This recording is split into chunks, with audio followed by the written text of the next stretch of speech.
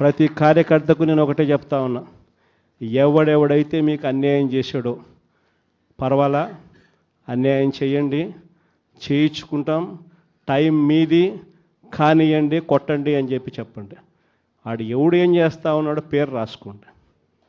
Red book అని నేను చెప్పను, కానీ పేరైతే రాసుకోండి. మీరు ఏ బుక్లో రాసుకున్నా పర్వాలా, పేరైతే మీరు రాసుకోండి.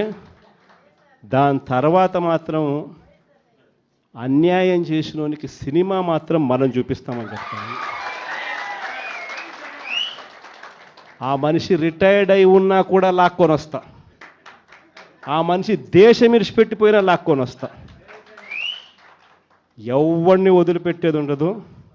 ఒక్కొక్కడికి మాత్రం సినిమా మాత్రం ఎలా చూపించానో అలా చూపిస్తామని మాత్రం చెప్తాను. ఖచ్చితంగా వీళ్ళు ఏదైతే నాటుతున్నారో, ఏదైతే ఇత్తుతున్నారో, ఇది రెండింతలు వీళ్ళకు పండే కార్యక్రమం కూడా జరుగుతుందని మాత్రం ప్రతి కార్యకర్తకు గట్టిగా చెప్పండి.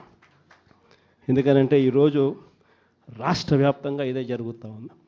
ఒక్కొక్కని కథ వింటూ ఉంటే నిజంగా మనసుకు బాధ కలుగుతుంది.